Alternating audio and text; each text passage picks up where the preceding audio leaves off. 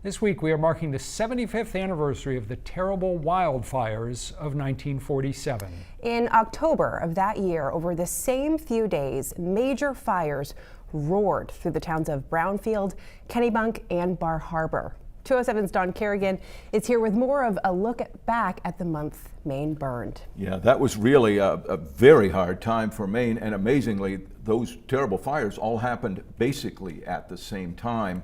Those fires made headlines around New England, no surprise to that, but the Bar Harbor fire made headlines across the country and even some other countries because of all the well-known wealthy people who spent their summers there. And the fire swept most of that away.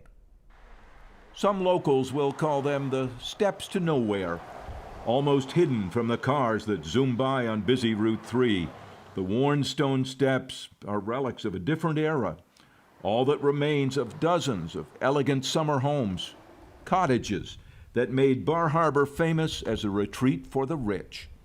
A world that was suddenly destroyed in October 1947 when fire ravaged Mount Desert Island. 67 of these beautiful homes were perished in the 47 fire. Debbie Dyer is Bar Harbor's unofficial historian. She was born the year after the fire. What I heard was family history of my mother's two sisters that lost everything in the fire. It had been a terribly dry summer and fall when a small fire was spotted near a dump in another part of the island. The fire department thought they had it out, but the fire actually smoldered underground, finally flaring up a few days later. And once it popped up, it just took the wind. And once the wind took it, everything was history after that. The fire spread. Then the wind began to blow at gale force, the flames racing and roaring through woods and taking dead aim at the town. With firefighters from 50 and more miles away joining local crews, and hundreds of island men and others coming to join them. The fight was on, and for a while, they were losing. Dottie Cook was just 14. And I just got home about the time the whistle started blowing, the evacuation. Wow. And my mother said, "Oh, Lord, what's this?" I said, "Mom, we've got to get out." The flames had reached into the edges of town, burning all along Route 3, called Eden Street, destroying the mansions that some called Millionaire's Row, one after another. I remember the wind, and I remember my father finally drove in. Her family jumped into the car to escape. I think Daddy figured that we were one of the last cars to go through there. They made it off the island and took refuge in Ellsworth, but hundreds of others couldn't drive out. They headed for the town dock, hoping for rescue by boat. Fishermen from across the bay took 400 people off island to safety. Those houses survived. Those houses survived. And the fire came right down almost to them. Yeah, right down along the street. Outside the Bar Harbor Historical Society, Deb Dyer and longtime journalist Earl Brecklin showed us where the firefighters from several towns made a courageous stand. The Di Gregorio Hotel was next door. Firemen destroyed it before the flames could get there, and that forced the fire to veer away. So it saved all of these houses on West Street. The huge Malvern and Belmont hotels caught fire and were quickly consumed.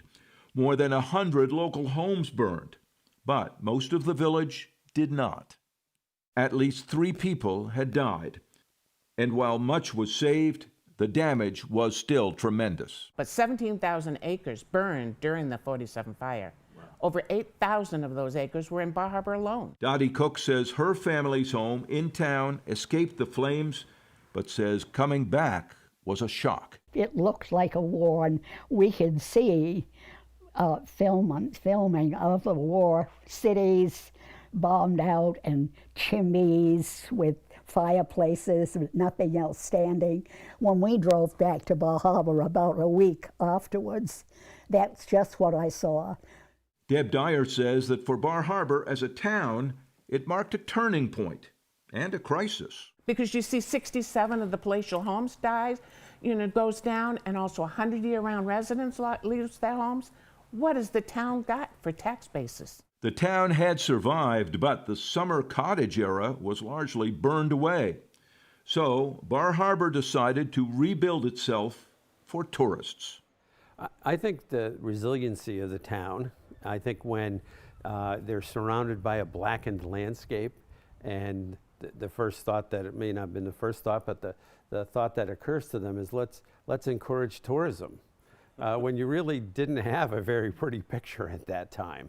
And I think that just to have the foresight. Over the next 2 decades, Bar Harbor began to transform into the place millions know today. The local neighborhoods that had been destroyed were gradually rebuilt. Families moved back and more came. The park grew in size, taking over some land where mansions once sat. And thousands of acres that had been burned gradually grew back. The remnants of the old days are still there if you know where to look. And on West Street, next to where the fire was turned away, the mansion that did not burn is now home to the Bar Harbor Historical Society. Very typical of the summer cottages that were here and were in existence prior to the 47 fire. And yet, despite all those years, Earl Breckland says the fire is more than history. It is an embedded Bar Harbor memory, part of the identity of the town that was almost lost. The fire of 47 is in the back of everybody's mind. And we don't have the fire whistle that blows to tell you where the fire is, but when people hear there's a wood fire, everybody pays attention.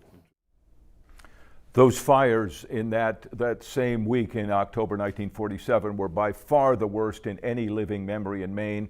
As we said, over 200,000 acres burned, more than 600 homes and buildings destroyed in Brownfield, Kennebunk, and Bar Harbor, and of course, 16 people killed. And they leave a lasting imprint. But Brownfield artist and author Brad Fuller, who wrote the illustrated history of Brownfield, says they also showed what Maine people are made of.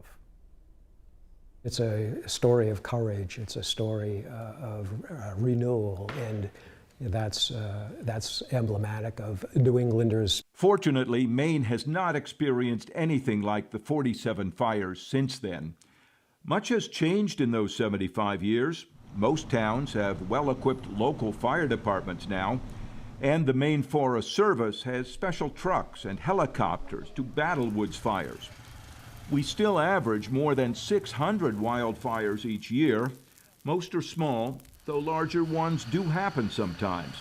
But as Forest Ranger Kent Nelson says, we've been able to learn a lot about preventing fires as well as fighting them. Sometimes we get a little complacent with fire. We assume that all the bad fire is on the west coast or to the south of us, but Maine does have the potential to have catastrophic fires. But it's ultimately up to the people, because over 90% of fires in Maine are caused by humans. Not many intentionally. Lessons learned and still very important 75 years after that terrible October of 1947. The thing that you can't change, even though the technology gets advanced, is the winds. And the combination of drought and winds can still be devastating. Right, and we worried this summer in parts of Maine because of the drought we had.